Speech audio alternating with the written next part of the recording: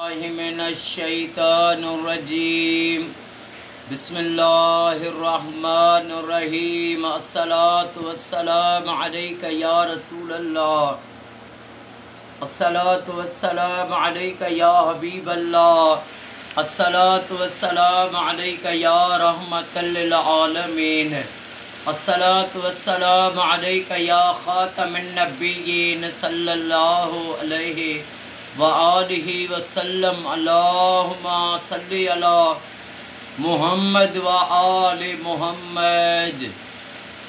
جو بھی میرا بھائی میری بہن میری اس ویڈیو کو دیکھے، اللہ پاک امام زین العابدین علیہ السلام کے صدقے اس کی ہر پریشانی دور فرمائے اور اس کی ساری فیملی کو سدا شاد و آباد فرمائے۔ میرے مولا کائنات مولا علی علیہ السلام جب جنگ صفین لگی تھی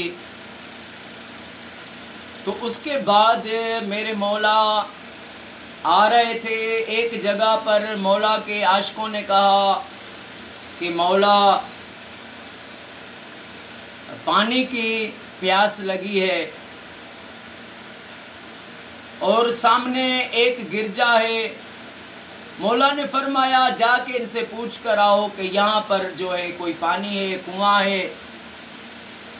تو گرجا میں ایک راہب تھا، اس نے کہا کہ ادھر سے پانی ہے لیکن بہت دور ہے، باقی جہاں پر آپ کھڑے ہیں یہاں پر ایک پتھر پڑا ہوا ہے، اس پتھر کے نیچے ایک کنواں ہے لیکن اس پتھر کو کوئی اٹھا نہیں سکتا۔ جب مولا کو یہ بتایا گیا تو مولا علی علیہ السلام وہاں پر آئے، لوگوں کو کہا کہ اس پتھر کو جو ہے ہٹاؤ۔ سب نے مل کر اس پتھر کو جو ہے زور دیے لیکن وہ اپنی جگہ سے ہلا بھی نہیں۔ پھر میرے مولا علی علیہ السلام نے فرمایا کہ تم ادھر ہو جاؤ، میں علی اس کو ہٹاتا ہوں۔ شیر خدا جیسے آئے، میرے مولا نے اس پتھر کو جیسے یوں اپنے پاک جو ہے ہاتھوں مبارکوں سے جو ہے ہاتھوں میں یوں ہاتھ ڈال کر اور یوں جو کھینچا تو وہ پتھر کو اٹھا کر باہر پھینکا، نیچے پانی کا وہ کنواں، پانی کھل گیا، سب نے پانی پیا، وضو کیا۔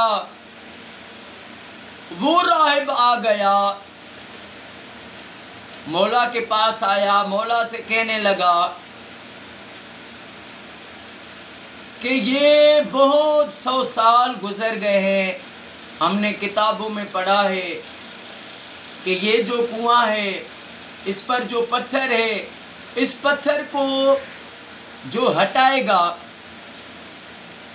یا پہلے اس نے پوچھا مولا سے کہ آپ کون ہیں، آپ کون ہیں؟ تو مولا نے فرمایا میں مولا علی علیہ السلام ہوں، حضرت محمد مصطفیٰ صلی اللہ علیہ وآلہ وسلم کا ان کا غلام ہوں اور ان کا داماد ہوں۔